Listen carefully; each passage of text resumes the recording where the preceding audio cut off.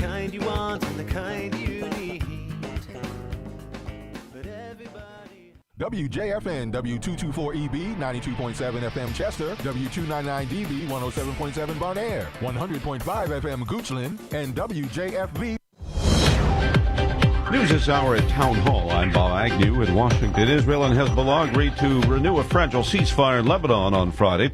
That came after 24 hours of intense violence. It posed an early challenge to that new agreement between the U.S. and Iran to end their conflict. Those living in the line of fire in northern Israel, those suffering from those terrorist attacks coming from Hezbollah in South Lebanon, people like Alil Loshak hope that Israel and the Lebanese government can work something out. I hope that we will not fall into the same traps that we have fallen in the 80s and the 90s, and that we will not have to occupy a part of Lebanon. I hope we will continue with full strength our military actions in southern Lebanon and weaken Hezbollah, and that will suffice to bring us to complete peace with the people and the government of Lebanon. Authorities in Pakistan say 2 roadside bombs in the northwestern part of the country have left at least 7 people dead. The first bomb targeted a vehicle, while the second bomb exploded as rescuers responded. Both bombs detonated remotely. 5 people died in the first blast and 2 died in the second. Meanwhile, a search operation is underway to find those responsible. That is correspondent Andrew Stewart reporting. And no group has claimed responsibility for that attack so far. Suspicion will fall on the Pakistani Taliban active in that region. As millions of fans arrive in the U.S., many European visitors rethinking what they thought they knew about America. Social media posts show tourists embracing everyday experiences, from Waffle House breakfast to expansive road trips, while praising American hospitality. A Heartland Institute analysis says the reaction highlights the country's economic freedom and entrepreneurial culture compared to Europe. Communities across the U.S. are welcoming visitors, fueling a sense of national pride as America approaches its 250th birthday. John Scott reporting. More on these stories at townhall.com.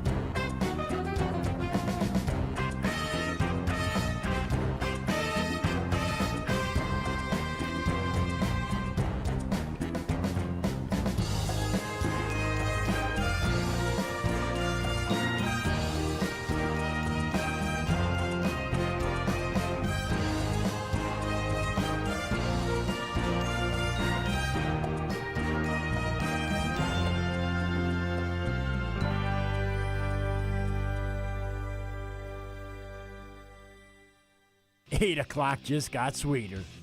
Patsies, there's no sucking up here. Grab your binkies, grab your little blankie. You're about to get a shot of America first. Say hello to my little friend. Yeah, that sounds accurate. You ain't first, you're last. Yeah, no thanks. Canada can be last. Until it's a state, then it naturally becomes first. But you don't say that. So why don't you stick that in your pipe and smoke it, soy boy? And I'm a knucklehead at times. Like full-time. Killer Carl! All right, welcome. Happy Saturday. I am broadcasting from Iron Bean Coffee Studios deep in the heart of Allentown, Pennsylvania. It is a beautiful Saturday, Father's Day weekend, Danny boy. And we have a special show planned for you guys today. But Danny, before we get into it, Yes, sir. give us that film score challenge clue. Yes, let's see here. So, this was from a 1997 blockbuster starring A-listers Mel Gibson and Julia Roberts. Also co-starring Captain Picard himself, Patrick Stewart, Hollywood mainstay, the late Richard Donner directing. We could say that this movie was about people who have ideas about collusion. Maybe like Alex Jones style? Maybe. Big hints today. If you don't recognize the music, I'm hoping that the clue helps you get the name of the film. So yeah. But and meanwhile, might I really quickly just reveal last week's? We didn't have an accurate guess for last week's, so let me play that. That was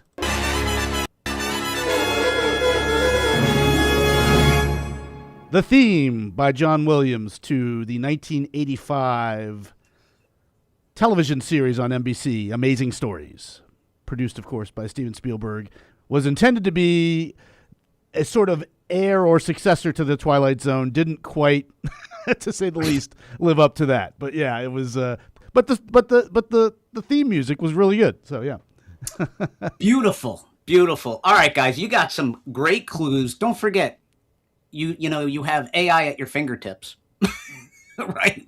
That is true. AI at your fingertips. You can use it if you want to be a cheater.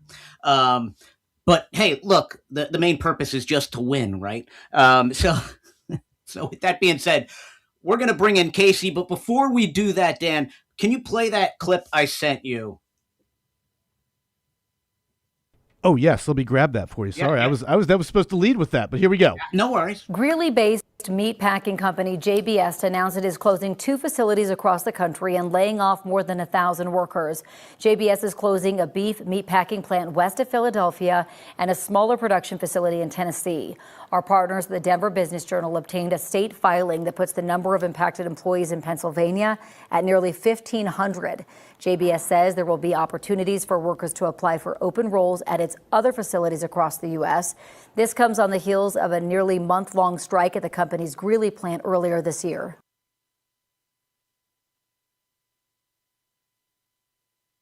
And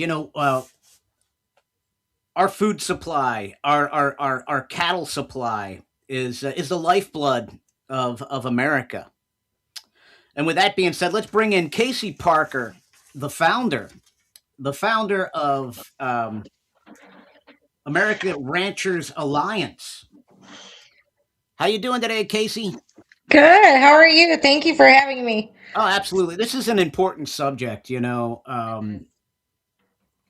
People get hooked into watching all these shows nowadays, right? You're watching Yellowstone. We're watching all these shows about ranchers, right? And I thought it's important to bring somebody on like you that's leading the fight, really, in food stability in America and bringing it back to America.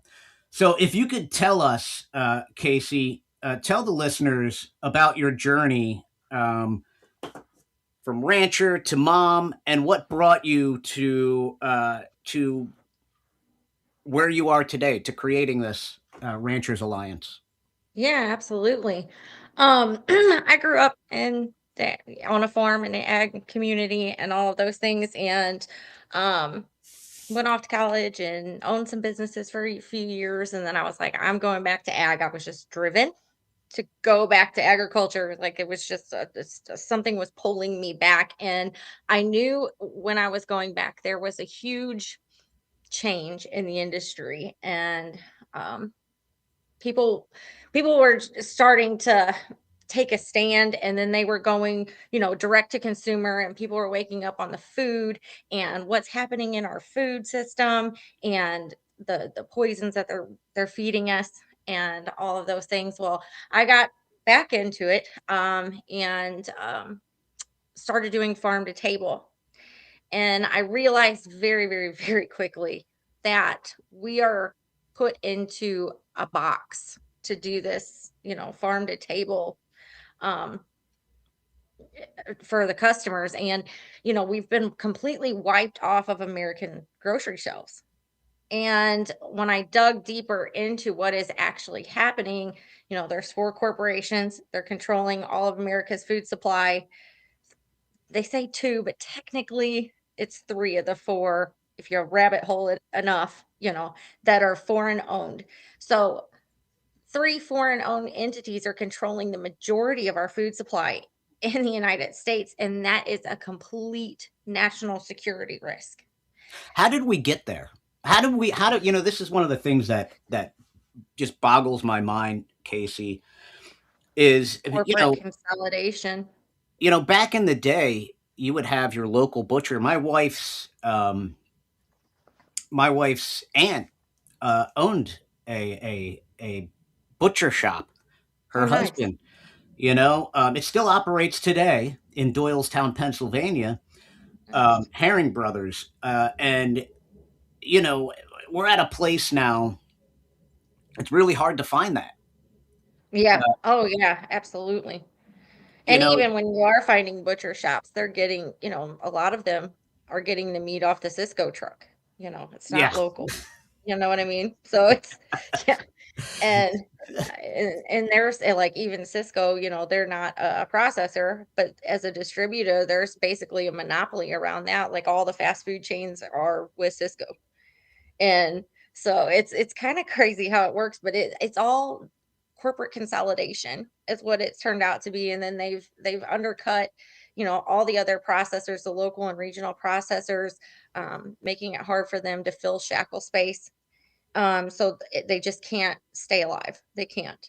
And that's what the alliance is doing. So we are a cooperative of ranchers all across the United States. And um, so we are working with these processors, and actually right now we are working on reopening up some of these closed processing facilities, and I can't say which ones yet, because there's some pretty sensitive negotiations that are going on with some of these, but it's a huge deal and I can't wait to be able to share that eventually. Uh, but what we're doing is we are filling that shackle space, and we're doing it regionally. So that'll also bring the cost down for the consumers as well, but leaving that room for the ranchers. And then instead of those margins that are made from the beef going to corporate shareholders, they're going back to the producers.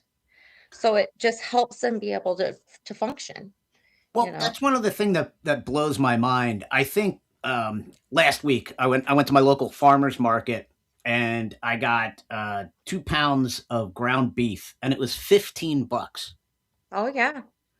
which is Yeah. insanity. Yeah.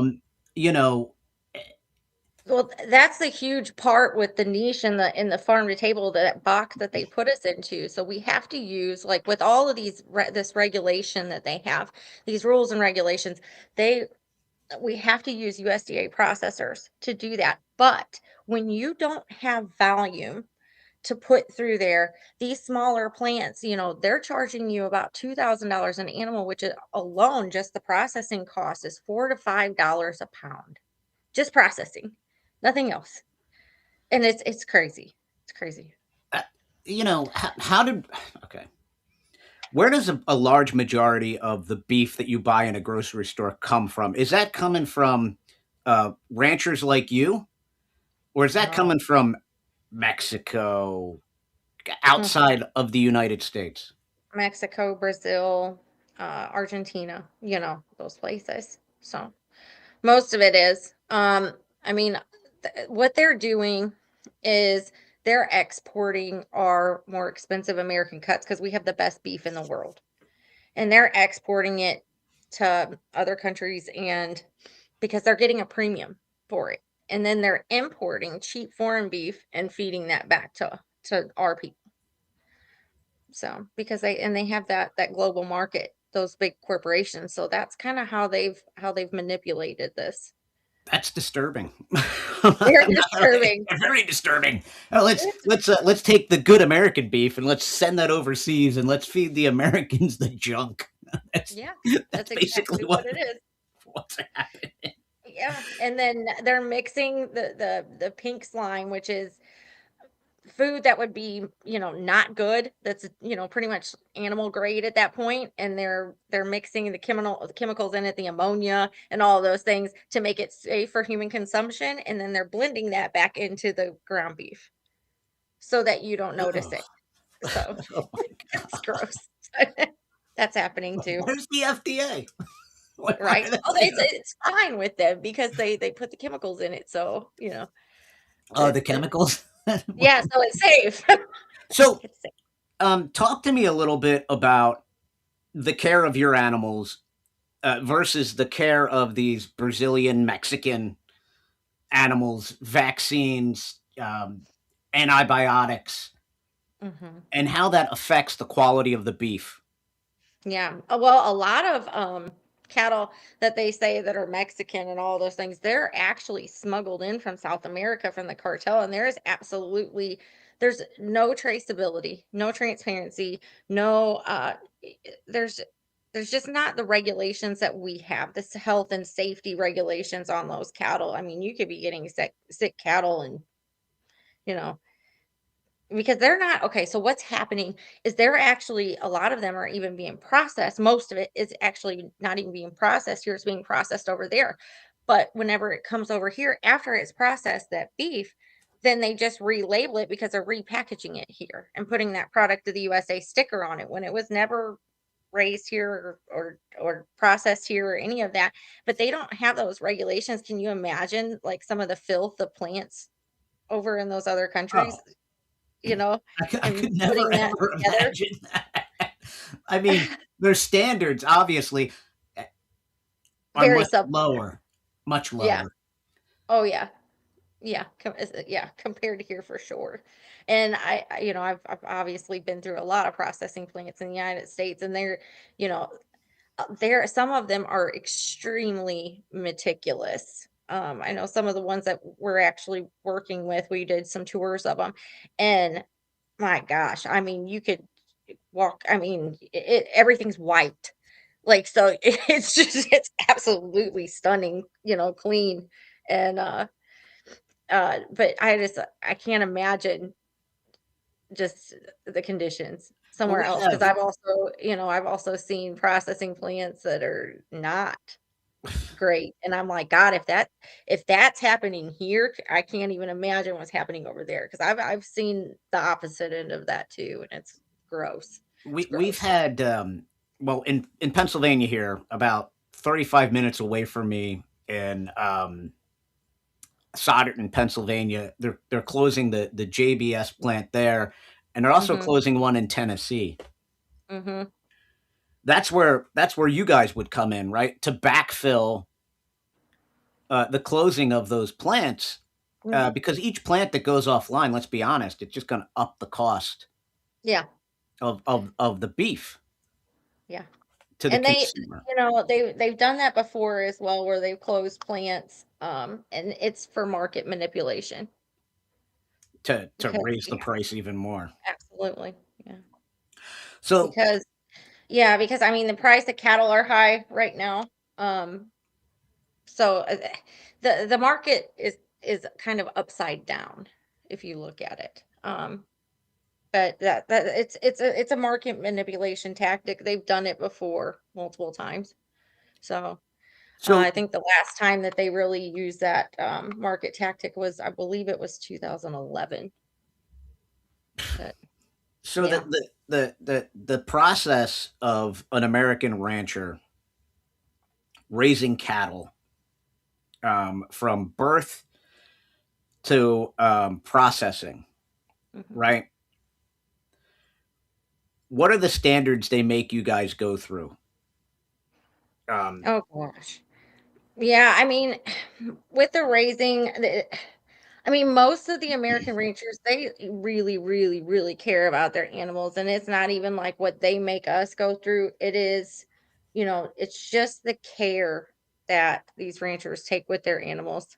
And a lot of people are, whenever they're young, like say the cow calf producer or the backgrounder, um, everybody's cattle are on pasture at that point, and large pastures, and um, you know, th- they take very good care of their cattle at that point. It's usually down the line, when they're fats and things, that's where a lot of the controversy is. And Big Ag has kind of taken that spot, because they're not making any money unless they're, feeding out a whole ton of cattle, a whole bunch of them. You know, at one time, the smaller producer can't really get in there with that market. So they're packed into the feed yards and they're given hormones and antibiotics so the rancher can actually make any money. And that's kind of the way Big Ag has come in and taken that spot. But with the alliance, like we're not, no hormones, no antibiotics, no mRNA, absolutely no. And they're, No. those are in being used for foot and mouth disease in Australia and Germany. And it won't be long until they'll be introducing it over here. Oh, I could only imagine they were pushing for it. Um, you know, to take a minute to talk about this because we're hearing this screwworm thing. Yeah. That's Mhm. is it being used to, again, like you said, to raise up the cost of cattle? I don't Uh, know. you know, That's something that my is mind has been wondering about, and I actually have several ranchers that are in ground zero, contacting me and keeping in touch with me constantly about what is happening down there and what things have been, what they're doing to try to help fix this issue. But um, yeah, I mean they the average screwworm travels about 32 miles, in its lifetime. And it just made this massive jump all of a sudden. It just doesn't really make much sense, that people, it might be conspiracy, but did somebody, plant them there? I mean, listen, I mean, it doesn't sound like a conspiracy to me. We have Bill Gates out there trying to make us eat, Yeah. laboratory meat, buying up farmland, doing all kinds of crazy stuff. Yeah. We have this alpha gal Yeah, thing going golly. on now. Now the screwworm. Yeah. Um, talk to us about how this screwworm affects cattle, because your average person, they're just hearing, you're hearing it on the news, you're getting bits and pieces. You being a rancher, how does this work? How do you combat that, and how does it affect cattle? Yeah. So the larvae, the flies lay the larvae into open wounds, and then it's a flesh eating parasite. So it eats their flesh away. Um, Now, ivermectin uh, helps, but you have to spray it.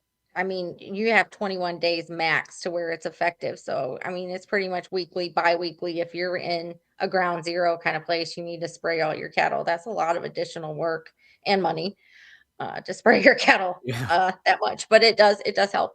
But in my opinion, I see the biggest concern is calves when they're born and their umbilical cord, their navel being open, or castration when you have to castrate that being open. That's where I can see it being a major issue. Is this something we should all be concerned about, or is I think this so. something you think that the ranchers are going to be able to get a handle on? It's definitely concerning. It's definitely concerning because it can travel on wildlife, on birds, all those things. And then whenever there's transport of cattle going from one area to another, it's just, and when you're out on a ranch and you see the how many flies there Yeah. are, I mean, yeah, the volume just it's scary. It's definitely scary. When was the last time we dealt with a screwworm outbreak? 60s. They eradicated it in the 60s. And now it just came back. Yeah. How Yeah. convenient. It's been working its way north, North, yeah. but How yeah, convenient. It just, I know. you Yeah, know, isn't it? so, how does getting our beef from Brazil, Mexico, how is that a national security concern in your eyes? And what can the average American do to push back against foreign beef coming into our country? And like you said, Yes. being fed the garbage meat. That's what it is, garbage meat to the American citizens, while our meat gets sent out to foreign countries. Yeah. Well, when foreign corporations own our food supply, we're at their mercy. And that's just not good. That's horrible. It pretty much says for itself, and we seen it in 2021 too, whenever there's just, so many, plants that have control of our food, and then one of them shuts down, our grocery stores go empty, you know, and just because of the, COVID when all that happened. Yeah, oh It yeah, was just, yeah. absolutely disturbing. All right, let's take a quick commercial break here, because that's how we pay the bills around here on the Killer Carl Radio Show. All right, Yeah. folks, we got to pay the bills. All right, folks, Right. Iron Bean Coffee, ironbeancoffee.com. Listen, you want the best coffee on the planet. My man, Freddie, former Marine, right? Served our country, came back here, wanted to make America First coffee. And you have it right here, right? It's roasted and shipped to you the day you order it. And it's absolutely the best coffee on the planet. I have some right here, right? Start my day with it. It's the first thing you put into your body in the morning. You better make it good. All you have to do is go to ironbeancoffee.com, ironbeancoffee.com, or if you're watching us on TV or social media, you can use that QR code there. We make it easy for you. Go there today. All right. Listen, Patriot Pouch USA, right? What is it? It's a nicotine alternative. Look, if you're using chewing tobacco or smoking, that's the worst thing you can do. All you have to do to get off those nasty habits, and you're going to get the same effect, just go to patriotpouchusa.com, patriotpouchusa.com. These are alternatives to nicotine, folks. And the great thing about it is my man Alex Duncan from Texas owns the company, a patriot, right? You gotta support these companies. They're great America First companies. Go to patriotpouchusa.com and listen. It's one of those things, right? You're buying these products anyway. You might as well buy them from an American patriot and support other Americans, right? Because that's what it's about. It's the patriot economy, folks. So go to patriotpouchusa.com, use promo code KillerCarl10. You're going to save 10%, and it's going to be the best thing you've done for yourself. All right, Meraki Medicinal. What is it? My cat dropped my bottle somewhere. Don't have a cat in your studio. It's a bad idea. But I have it right here, right? What is methylene blue? Well, it gives you mental clarity, and it's absolutely changed my life, to be perfectly honest with you. I do not get sick anymore. And I've been around, my daughter has a stomach bug right now. She's been sick multiple times over the winter. Not me. Why? Because I drink methylene blue. And they've also got other amazing products. The Moon Cream, right, which is a beef talon mixed with methylene blue. My wife uses it every night, and that's why she's so beautiful, right? She stays beautiful. And they also have the cold pressed black seed oil, which is, I'm not going to lie, it tastes like kerosene, but it's really good for you. It's really good for you. Listen, medicine's not supposed to taste good. It's just not. And so it's good for you. So give it a shot. Go to MerakiMedicinal.com, and try their products. I love the methylene blue. It gives me mental clarity, and it works on a cellular level. And to be honest, I don't really know how it works. I just know it works. So try it, folks. All right. And Beyond Detox, BeyondDetox.com / Killer Carl. Jacob comes on all the time. Dan works with him. And my man Larry Burnett, Murphy, and James. I've seen him work miracles with people. If you're looking for a holistic practitioner to work with, one that's going to get you results, you need to book a free 20-minute consultation with my man Jacob. Just go to BeyondDetox.com / Killer Carl. He's also got an amazing store with heavy metal detox, parasite detox, red light therapies, all types of great stuff, amazing vitamins, stuff that you can't get over the counter.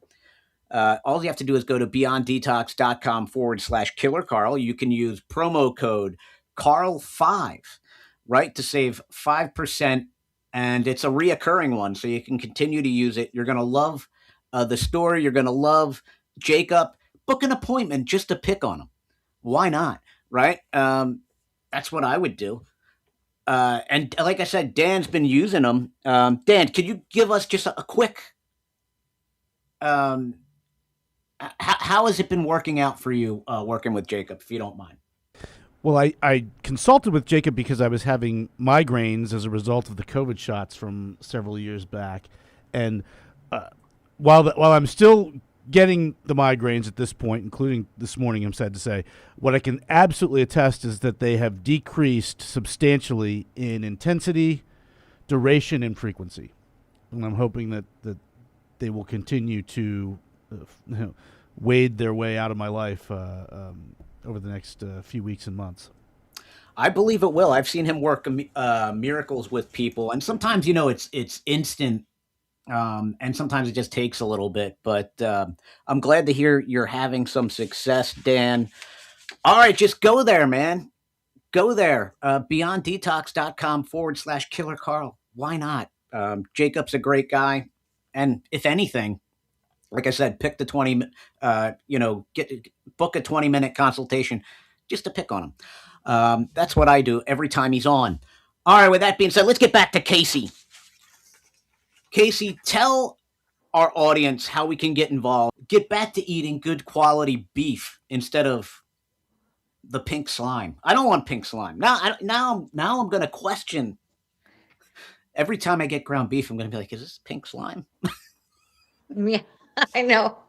Yeah, just don't buy it at the grocery store at this point, unless you know where it's coming from, or if it's, every once in a while you'll find a store that has a local product, and you can tell because they're prepackaged into 1 pound vacuum sealed packages with their So that's the label. best way to tell. Yeah, So it really is. Yeah, if because I'm going whenever to, they're grinding that pink slime, that's usually happening within the grocery store itself, normally.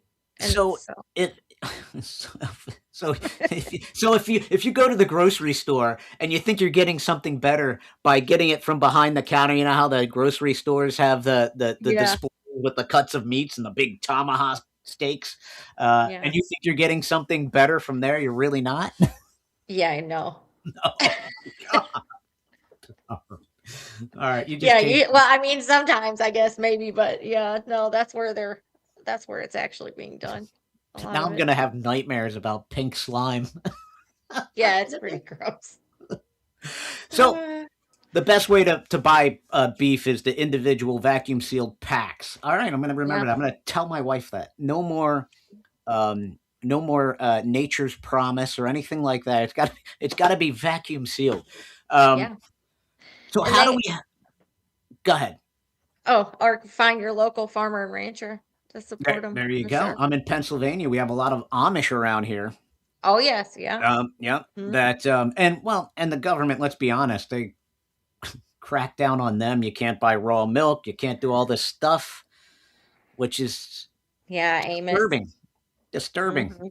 Yeah, that's terrible. Raw milk is actually really good for you, It's very healthy for you. Yes. right? Yeah. But so how do we help you?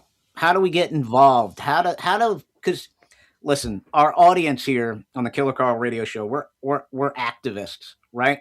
hmm We want to support you. We want to support ourselves by eating better and healthier beef. So how do we do that? So on our website, goarabeef.org, we've got multiple ways to help. So um, we have the donations right there on the front thing, which absolutely helps us in so many ways right now.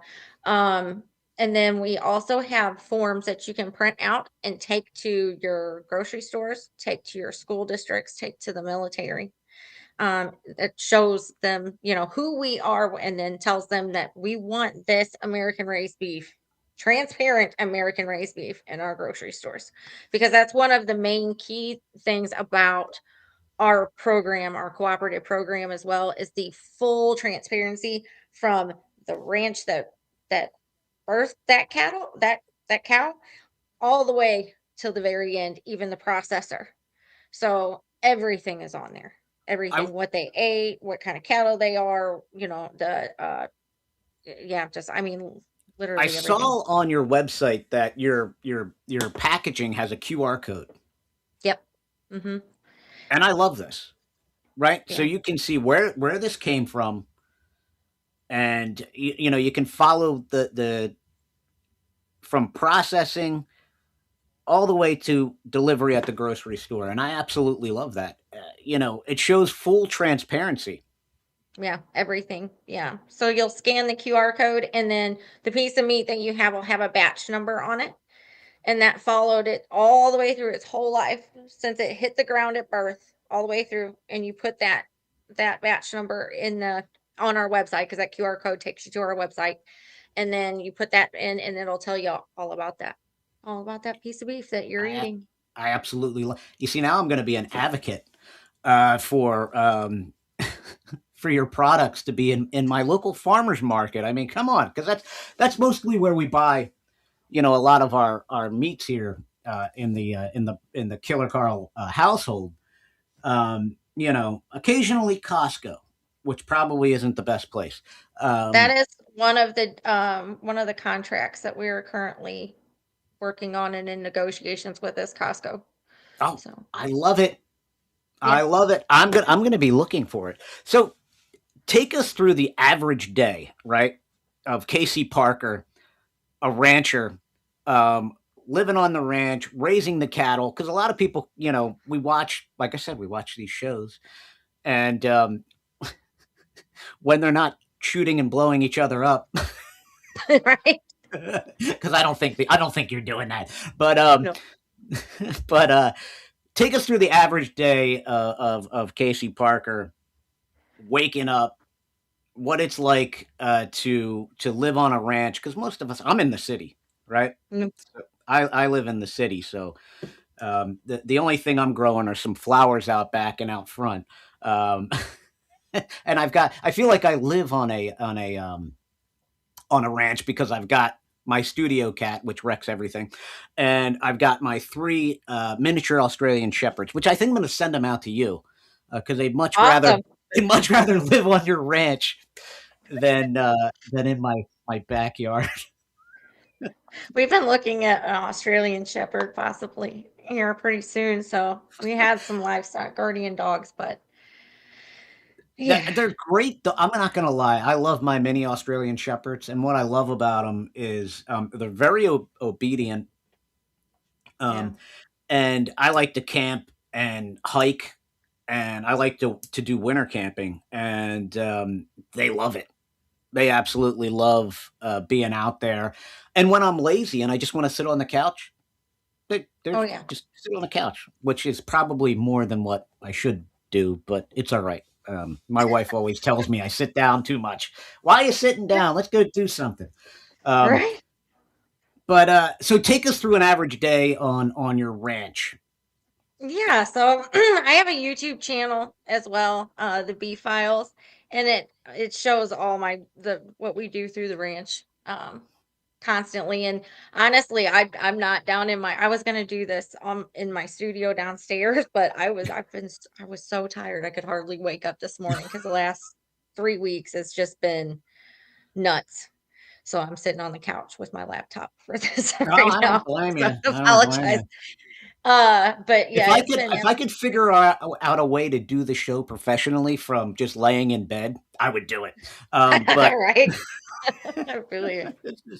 Yeah, no, so it's been, 6 o'clock in the morning until, 1, 2 o'clock and or midnight, 1, 2 o'clock in the morning for like the last 3 weeks we've been calving. So it's been crazy. We were calving and then now we're doing embryo flushes, because we do specific genetics. We want higher genetic cattle. Just they have, better carcass weights and things like yeah, that. So we have a certain dam and we pull her eggs, all her eggs, and then we mix them with a couple bulls that we like, and then we put them in back into our cows. So they're all surrogate mothers. it sounds very technical, and Yeah, I kind feel of. like most people don't realize how technical ranching is. Yeah, Um, it depends on, how you get into it. I mean, it just depends on how far you wanna take it, you know. what type of cattle do you raise? I raise Wagyu cattle, Oh, so they're a little bit different than the traditional English breed, uh, but I love them. They're super sweet cattle. They're very, very gentle cattle, excellent beef. So I really enjoy raising Wagyu cattle. oh, that's awesome. What's the difference uh, The between? marbling. Okay, Yeah. and would you say it's equivalent to the Japanese Wagyu? Yep, that's what it is, yeah. Okay, It's that breed of cattle. So they were imported for a little while, I guess, the 70s through the 90s, and then importation or exportation, I should say, from Japan stopped. But at that point we had some. So there's there was I'm trying to think how many exactly. I can't remember how many were actually imported, but full bloods. And yeah, we've managed to grow out the breed from those ones that were imported or the semen that was imported and over the years. And it's definitely a growing industry for sure. The I Wagyu mean, is. I'll be honest. When I go to Costco and I do buy beef, I usually always go for the Wagyu. Yeah. Yeah. Well, yeah. And well, Uh that's oh. what stinks about that is because the stuff that they are selling at the grocery stores on the Wagyu side are Yeah. only about a quarter Wagyu. Is it just they crossbreed it? Yeah, they Okay. do because Wagyu are super slow growing animals. They're a little bit smaller and then it takes them forever, like actual real Wagyu to grow out. So about 34 to 36 months till you can process them. When a normal cow is about 16, 18 months tops, like a regular English cow like Angus or whatever. Um, so they're crossbreeding them. Most of it's coming out of Australia, um, through Damn JBS. Australians. Mm-hmm. They ruin From a everything. Hey, at least we I beat know. them last night in communist kickball. Dan, I'm stealing that from you. My producer Dan came up with that. I mean, that's just the funniest thing. He's like, it's communist kickball. It is. I love that. Gosh Dan. darn tootin'. That's funny. I mean, is it just me? I have no interest in soccer, to be perfectly honest. I'm glad that it's here. I'm glad that it's here and it's, making money for, the cities and stuff like that. Carl, you mean you don't want to watch people kick a ball around I for an do hour and a half not. and maybe score one goal? I do not. What is wrong with you? Dude, last week I went to so Bethlehem Steel. They've turned it into like steel stacks, right? And it's all entertainment. There's restaurants, bars. They've turned a parking lot into a viewing center. and it's blazing hot out, and people are out there in their chairs, old people, young people, and they're sitting in the sun trying to watch these TV screens that you can barely see. And I'm just thinking, like, nah, you know what? First of all, I would rather just sit at home on my couch, right? If I had any interest. But no, these people are going out, and people are passing out. And it's just like, for what? For what? I mean, I Wanna get be it. passing out. I get it. You want America to win and everything. That's great, But I just have no interest, Dan. You don't like this, Dan? You're not you're not interested in communism. No, I'll take ultimate, aka ultimate frisbee over side. I'm a 35-year veteran of playing ultimate. I tell you what, that should be the world sport. That is some fun stuff right there. Oh, there you go. I think I'd rather watch cornhole. A cornhole tournament on ESPN. Some might say paint dry there, Carl, but yeah, it's it's just like I don't get all the buzz. But hey, at least we beat Australia, and I'm really glad now that they're mixing the Wagyu cattle with English cattle, because that's wrong, Casey. It's wrong. It should not be allowed. Nah, I mean, it's fine, but I think they need to be more transparent about it. Really, they're just using the name Wagyu so they can ask for a premium price, but it's not being raised for the length of time that Wagyu actually have to be raised for. So it's kind of it's a scam. So It is a scam. Now I know it. Now I'm going to be, so if I look on the label, because I'm going to Costco today, my wife she told me we're going to Costco. So if I look on the label, will it say that, or it'll just say Wagyu? Well, there's been some, I guess pushback on it a little bit. So it'll probably say American style. And if it says American Wagyu or American style, that is a crossbreed. Okay. So now I know. Now you see, I'm educating you folks. Casey's out here educating you on, on It'll how. say American, but it wasn't even raised or It's coming from Australia. I don't know about you. Style. Yeah, I don't know about you, but I am really uncomfortable getting meat from outside of my country. I don't want anything to do with it. Now that you bring this up, it's like it's disturbing. It's wrong. And we definitely need to make a change in this country and bring everything back. I'm an isolationist, Casey. I'm not gonna lie. I don't want to be involved in foreign wars. I don't want our military bases overseas. I want my food grown in America. I don't want it coming from Mexico, Canada. I want it right here, because I believe we have the highest feed our standard. own country. We produce enough to feed our own country. And then some, actually, but most of our stuff's being sold overseas, so it's kind of it's another scam that the corporations are playing. So,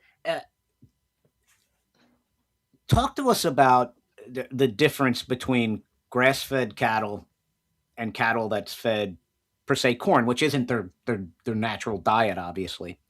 Now, go ahead, tell me, because there's so many documentaries out there that talk about how grass-fed cattle is the way to go, and that if you're feeding them corn, it makes not a healthier form of cattle. That's why I'm asking you. Educate me.